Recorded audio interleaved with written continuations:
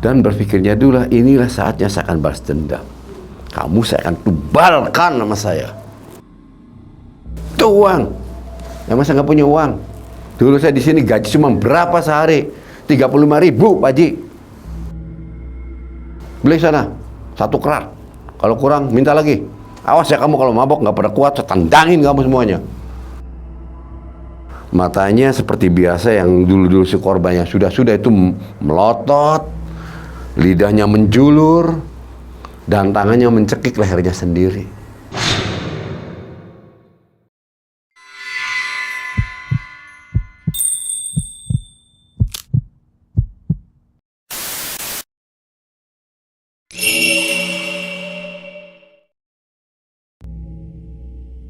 Assalamualaikum warahmatullahi wabarakatuh. Salam jumpa kembali bersama saya Jampang kepada sobat mengulas malam dimanapun Anda berada. Video kali ini saya akan menceritakan kejadian dialami oleh teman saya mencari kekayaan dengan cepat ala Crazy Rich. Baiklah, bagaimana kisahnya? Simak video ini sampai habis. Ingat ya, jangan di skip. Kisah nyata ini cara cepat kaya ala Crazy Rich, di mana boleh katakan yang sedang viral saat ini. Baiklah, saya akan langsung menceritakannya, kisah yang akan saya tuturkan pada video ini. Dullah adalah seorang yatim piatu, yang dimana saudaranya entah di mana, nggak ada hubungan sama sekali. Pada saat itu Dullah pada saat remaja bekerja di salah satu perusahaan perumahan ataupun industri perumahan, yang dimana waktu itu Dullah sudah 1 tahun bekerja.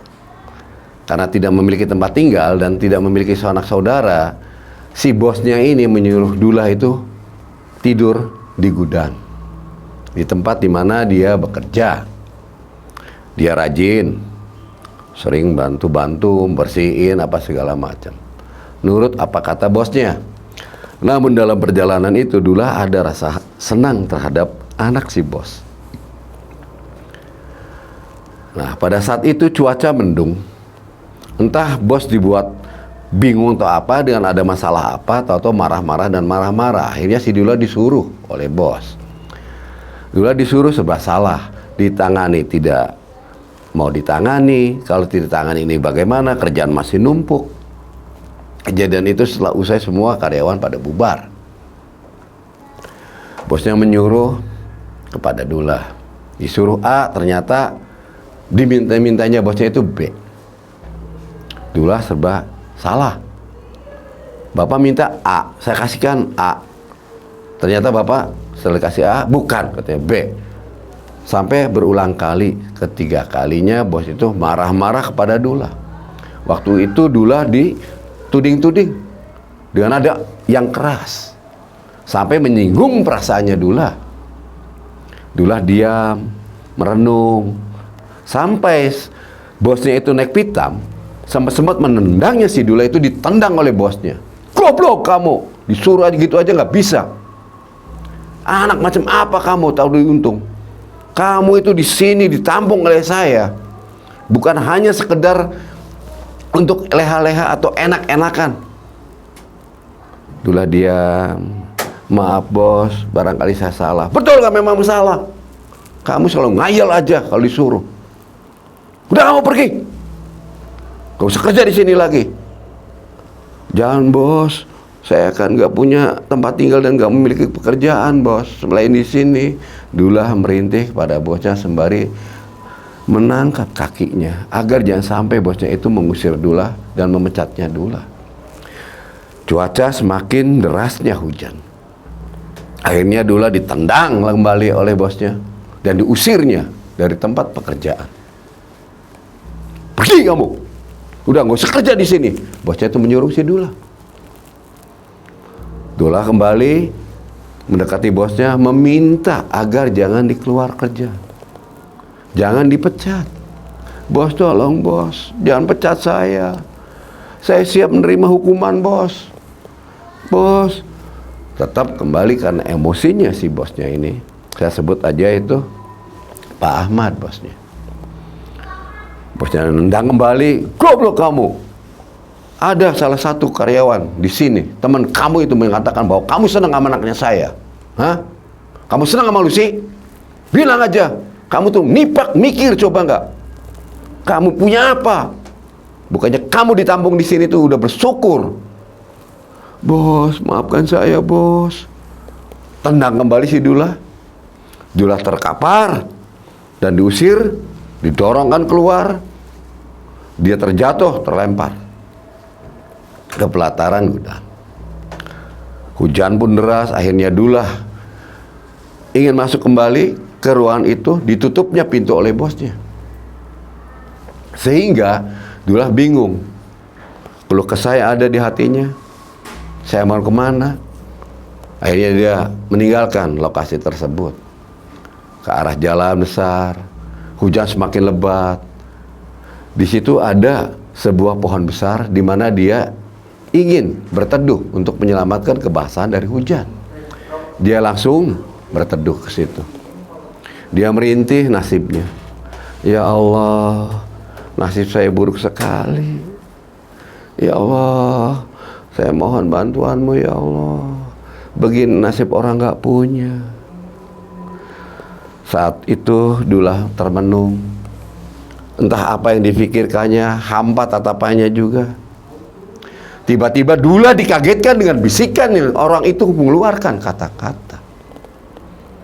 Hei nak, kau tak usah berkeluh kesah dan bersedih. Dullah agak kaget mendengar suara tanpa rupa. Dia mencari sumber suara di mana. Lihat kanan, lihat kiri, lihat ke atas. Makhluk apa yang tadi bicara? Dan siapa yang tadi bicara? Kembali suara itu terdengar kembali oleh telinganya Dullah. Nah, tidak usah kau bersedih. Janganlah kau sedih. Nanti saya akan tunjukkan jalan untuk kebahagiaan untukmu. Hei orang tua, siapapun itu yang bersuara, mohon tunjukkan di mana kamu. Wujudkan. Jangan hanya bisa suara saja. Karena Dullah udah bertekad bulat karena dia sendiri sedang direndung kegalauan. Sempat menuturkan kata-kata yang kurang sopan, seakan-akan menantang. Saat itu pun Dullah dikejutkan oleh hadirnya sosok orang tua di hadapannya dia. Ya Allah, ada apa nak kau manggil-manggil saya untuk mewujudkan saya? Tutur kata orang tua tersebut. Orang itu bentuknya seperti kakek-kakek yang memakai tongkat. Namun bersih sekali. Tidak ada kucal.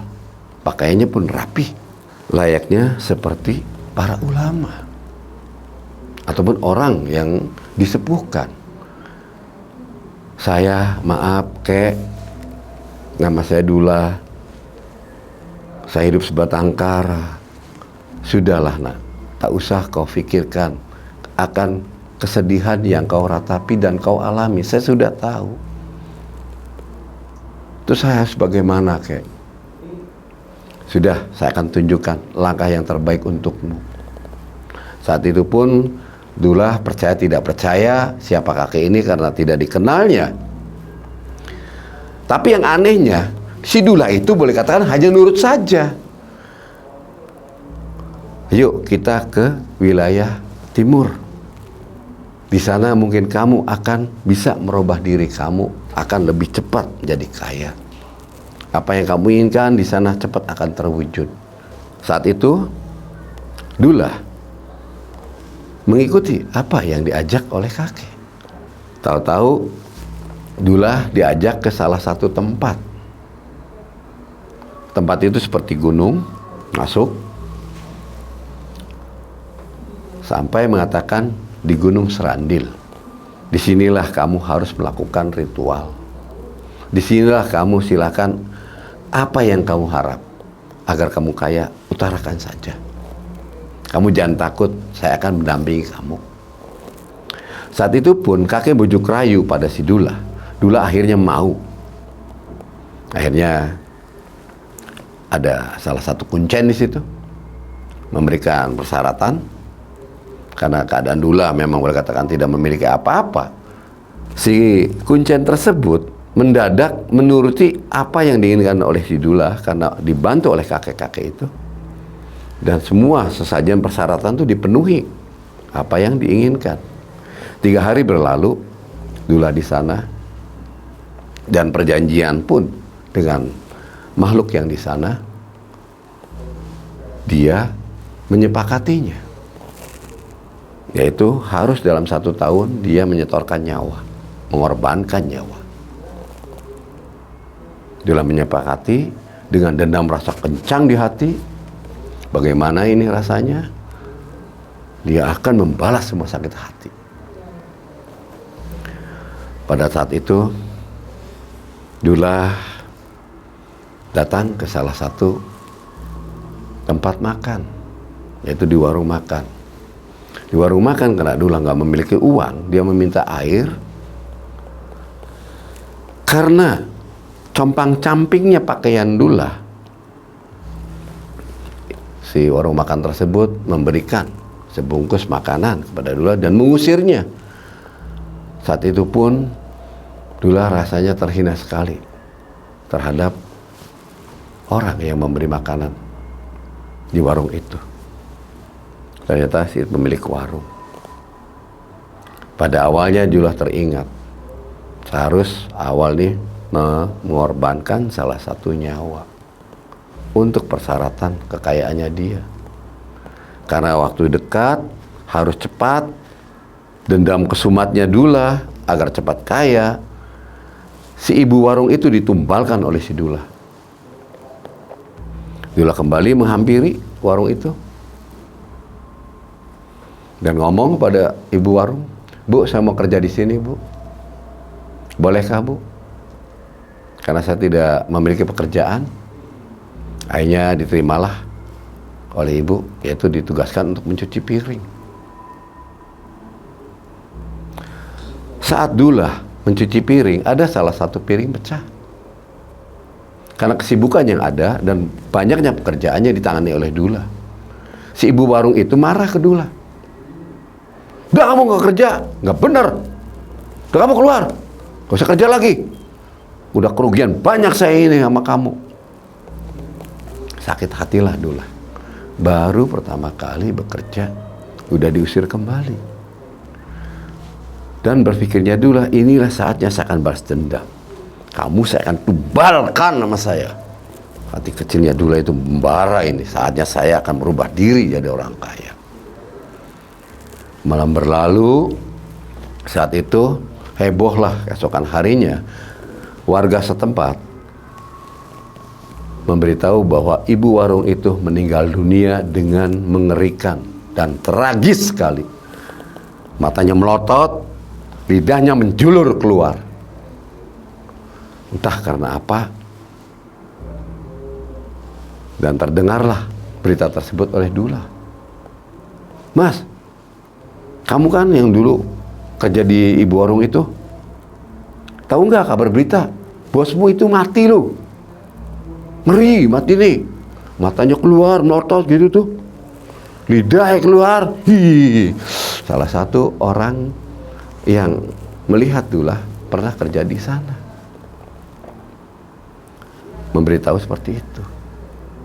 "Waduh," kata Dullah, seakan-akan dia kaget dapat pemberitaan ini. Di hati kecilnya, sukses dah saya. Pertama kali ini saya dapat tumbal. Tak tahu Dullah memiliki uang banyak. Dia datang kembali ke daerah yang dia miliki. Waktu itu saat diusirnya dia, ingin menyombongkan bahwa dia udah berubah, tidak seperti apa yang dikatakan. Dengan waktu singkatnya Dullah, 1 bulan pun berlalu, Dullah datang menemui teman-teman kerjanya. Pakaiannya pun berubah total. Bukan Dullah yang dulu. Duit pun banyak. Keesokan harinya, si Dullah memberanikan diri datang ke perusahaan yang dulu dia bekerja, yaitu ke Pak Ahmad, di bapaknya Lucy. "Assalamualaikum, Pak Haji, dengan gayanya, legeknya, sehat Pak Haji. Siapa ya? Kagetnya Pak Ahmad lihat penampilan Dullah yang begitu sudah berbeda sekali, 360 derajat. Akhirnya dihampirilah Dullah. Siapa ya ini? Aku Dullah. Ingat orang Pak Ahmad, bosku yang dulu menghina aku. Kata Dullah, waduh, kamu sekarang udah hebat nih, dapat garong apa? Tetap hinaan itu diluncurkan pada si Dullah. Dullah agak kesinggung. Pak Haji, jangan sombong sama saya sekarang. Kamu menghina sekali saya, menang-menang saya orang nggak punya apa. Sekarang bukan saya yang dulu, saya beli itu perusahaan kamu. Lagaknya, sombongnya Dullah ini menuturkan kata-kata yang kurang sopan terhadap Pak Ahmad. Lambemu dijaga ya, Dul. Mana ada dan mana kuat kamu bisa beli.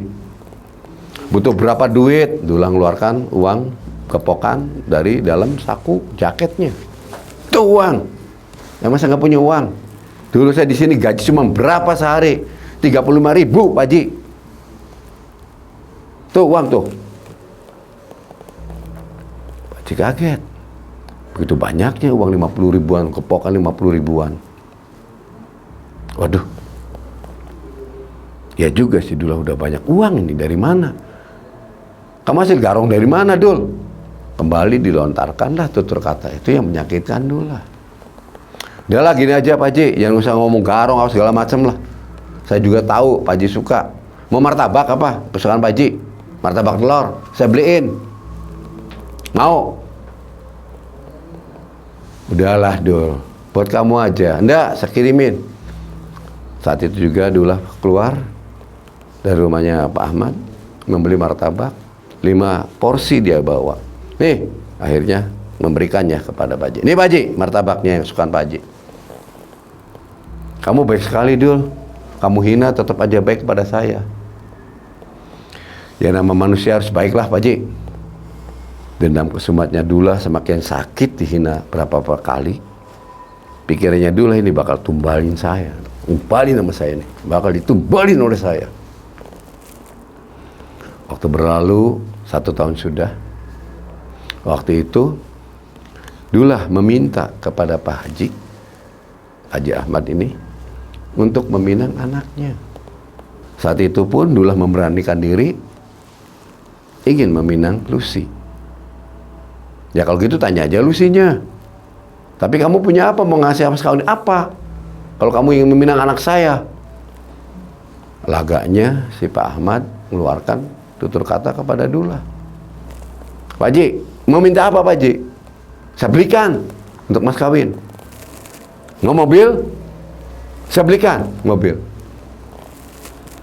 Saat itu pun Dullah membawa mobil baru. Telah membeli dari showroom, menunjukkan kepada Pak Haji. Nih Pak Haji, untuk lamaran saya. Karena gayanya Dullah yang membuat sakit hatinya si Lucy, yang betul-betul rubahnya 360 derajat, total, benar total, bukan Dullah yang dulu. Lucy pun enggan dan gak suka, sebel banget lihat Dullah. Akhirnya ditolaklah lamaran itu. Bawa kembali sana, saya nggak sudi nikah sama kamu, tutur kata Lucy. Mobil tidak diambil oleh Dullah. Dullah berlalu. Keesokan harinya sesuatu kejadian yang sangat mengerikan, yaitu Haji Ahmad meninggal dunia. Matanya melotot, lidahnya menjulur keluar, dan tangannya mencekik sendiri pada lehernya. Gemparlah semuanya. Gempar sudah itu. Jangan-jangan prediksi yang tidak-tidak. Mobil pun diambil kembali oleh Dullah setelah pemakamannya Pak Ahmad itu, dibawa pulang. Berlalu sampai 40 hari tahlilan dijalankan di keluarga Haji Ahmad almarhum. Kembali lagi saat 40 hari setelah usai, si Dullah mencoba membujuk rayu kembali si Lucy tersebut. Lucy tetap menolaknya dan mengatakan yang tidak-tidak, membuat sakit hatinya si Dullah. Udahlah Dul, kamu gak usah sombong lah. Sekarang ia tahu kamu sekarang udah berbeda dengan yang dulu. Lagak sombong kamu, kayaknya kayak apa kamu, udah belaganya minta ampun. Saya gak suka cara-cara kamu, ngomong pun agak kasar. Akhirnya si Dullah ini diusir oleh si Lucy. Sudah, kamu pergi, jangan di sini. Dullah pun mengambil langkah meninggalkan lokasi tersebut. Sakit hatilah Dullah. Akhirnya Dullah mendekati temannya dan diajaknya teman-teman berandalan itu mengajak Dullah minum minuman. Saat itulah Dullah mulai terperosok permainan yang tidak-tidak.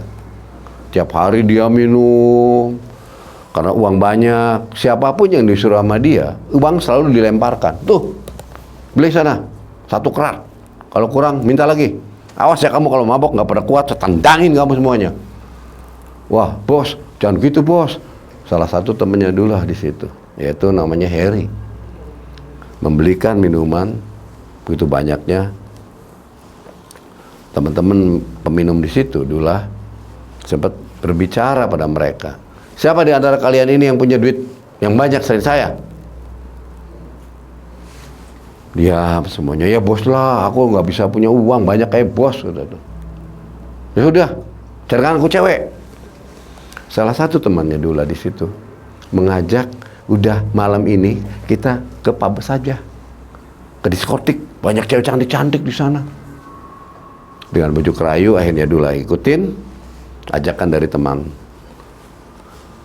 Malam harinya Dullah ke diskotik dengan agak sempoyongan mabuk. Banyak perempuan-perempuan yang dihampirinya dan diberi uang. Siapa nama kamu? Desi, Mas. Mas siapa? Udahlah, gak usah tahu saya namanya. Nih, bos dolar bilang aja nih. Kasihin duit. Oh, makasih Mas. Makasih bos. Maaf, makasih bos. Kasih lagi. Setiap ketemu perempuan yang mengatakan bos itu Dullah memberi uang. Laganya minta ampun di ruangan tersebut. Akhirnya jadi pusat perhatian para perempuan. Tapi orang banyak memberikan uang kepada siapapun yang menyapanya bos. Ada salah satu perempuan yang disukai oleh Dullah. Wajahnya mirip persis dengan Lucy. Untuk melampiaskan kekesalan terhadap Lucy, perempuan itu dipanggil dan dikasih uang banyak oleh Dullah. Kamu hari ini layani saya, temani saya.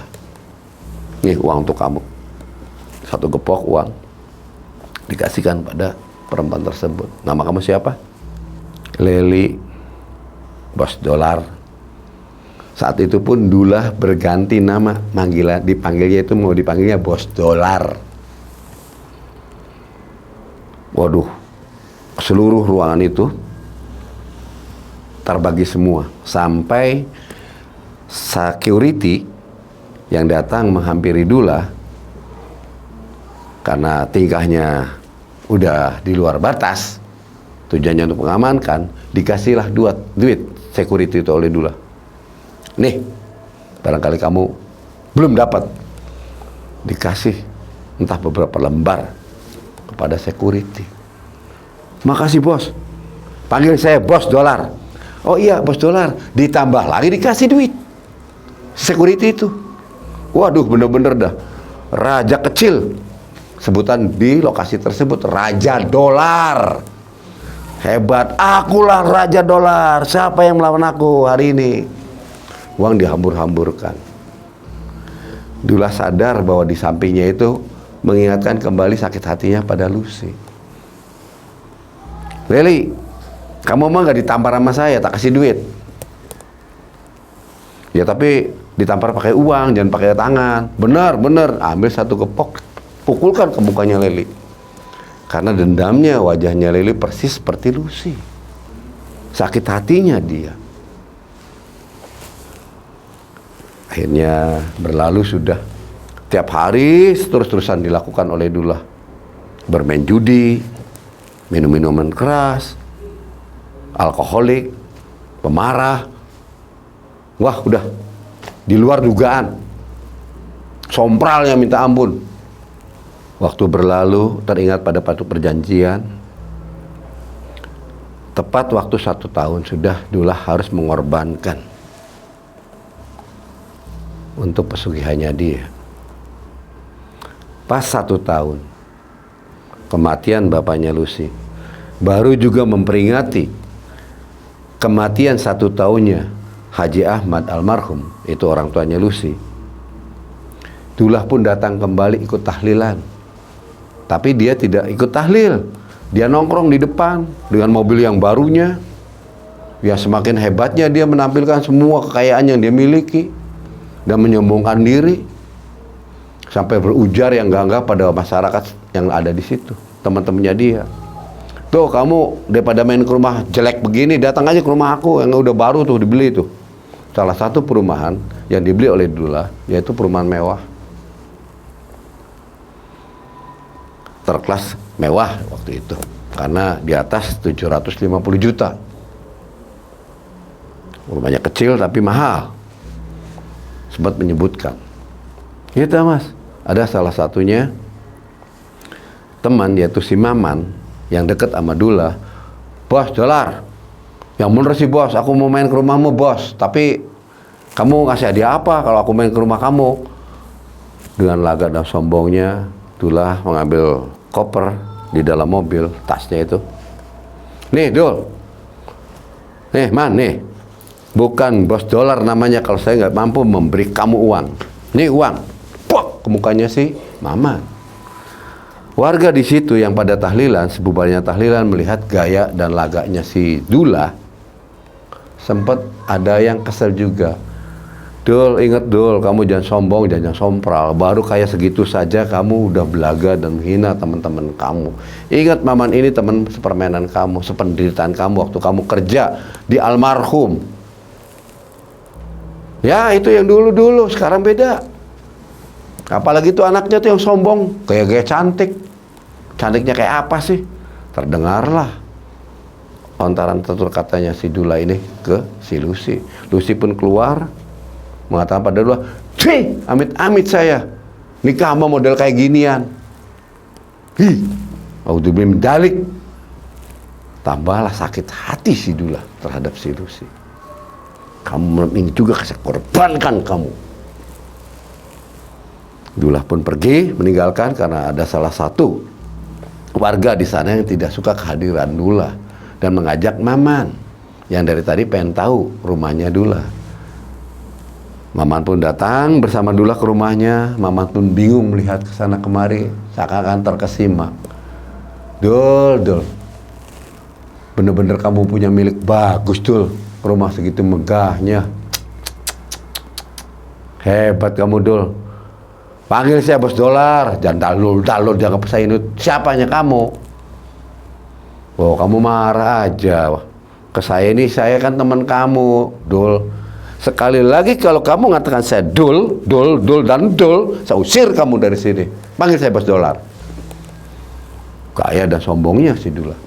Keesokan harinya berita tersebar bahwa Lucy meninggal dunia.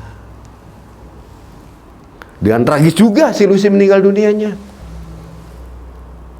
Matanya seperti biasa yang dulu-dulu si korbannya sudah itu melotot, lidahnya menjulur, dan tangannya mencekik lehernya sendiri. Tersebar berita itu sampai ke telinga Dullah. Karena Maman waktu pulang dapat kabar begitu, memberitahu ke Dullah.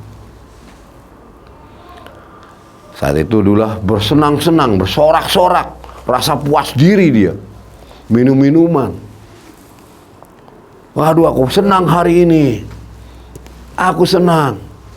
Dia tak sadarkan diri dan lupa daratan dengan apa yang telah dilakukan sama dia. Dia rasa puas. Minum-minuman tak kontrolkan diri. Sampai melajukan mobil pun dia tak sadarkan diri betul-betul kencangnya minta ampun, akhirnya tabrakan si Dullah. Dullah tabrakan, ngadu bagong dengan bus, dan akhirnya Dullah meninggal. Diuruslah pemakaman oleh warga setempat. Karena alamat yang dituju, Dullah tidak punya sanak famili, karena alamatnya di sana, akhirnya pengurus warga di sana pun mengurusi Dullah sampai ke pemakaman. Yang anehnya di sini itu pada saat mau dimakamkan, masuk ke wilayah taman untuk pemakaman umum, itu cuaca mendadak mendung gelap. Petir menyambar pada saat itu juga. Pak Ustadz yang memimpin saat untuk prosesi pemakaman dan warga yang membantu untuk takziah mengantarkan jenazahnya si Dullah itu dibuat terkejut. Astagfirullahaladzim, Pak Ustadz, ini apa ini? Dan bagaimana ini Pak Ustadz? Waduh, ini tambah berat Pak Ustadz. Ini tambah berat gini, gimana ini? Terhuyung-huyung semua yang membawa jenazahnya Dullah. Rasanya berat banget, itu namanya keranda. Mereka berjalan sempoyongan sampai mendekati tempat liang lahat di mana Dullah ingin dimakamkan. Pada saat keranda mayat sudah turun, tiba-tiba petir pun menyambar kembali. Hujan mulai agak deras. Cuaca tersebut membuat para takziah ke tepi menghindari derasnya hujan. Hei, jangan ninggalin ini, kasihan nih mayat. Tolong cepat kebumikan, keburu hujan deras. Nanti ini liang lahat banjir ini. Akhirnya si ustadz tersebut menyuruh warga untuk segera mungkin memakamkan. Pada saat jenazah mau dimasukkan ke liang lahat, itu kejanggalan terjadi, petir menyambar dengan kerasnya dan tersontak semua melepaskan mayatnya Dullah. Dan mayat tersebut nyungkir kepalanya duluan, kakinya melata ke atas. Ya Allah Pak Ustadz, astagfirullahaladzim, subhanallah, alhamdulillah. Pak Ustadz ini gimana? Teruskan sudah, ini banyak air, udah teruskan. Dibuang dulu airnya. Akhirnya dibuangin, akhirnya. Tetap genangan air masih terus. Ustadz pun berdoa meminta sama Allah. Hujan pun reda. Dan prosesi pemakaman untuk masuk liang lahat itu dilaksanakan juga. Tapi yang anehnya, kakinya Dullah ini tidak pas dengan lubang yang ada ukurannya ini. Harus dilipat kakinya. Ini gimana Pak? Gali lagi. Nggak ada penggalinya. Ya sudah kalau gitu, paksa aja udah, ditekuk kakinya biar pas. Dimiringkanlah, akhirnya kakinya ditekuk. Proses pemakaman sudah berlalu. Hari itu juga selesai proses pemakaman dan warga pun kembali meninggalkan, seakan-akan seperti bangkai ditinggal begitu saja. Karena dia sebatang kara, tidak ada sanak saudara pun. Dan begitulah sobat melihat mengulas malam kisah ini. Mohon ambil hikmahnya, jangan sampai lakukan perbuatan-perbuatan seperti si Dullah. Saya percaya sama kalian yang masih memiliki iman yang tebal. Saya doakan semoga banyak rezekinya, dikuatkan imannya, dilancarkan segala urusannya, dan dimudahkan segala urusannya, diberi kesehatan yang prima. Wabillahi taufiq wal hidayah. Wassalamualaikum warahmatullahi wabarakatuh.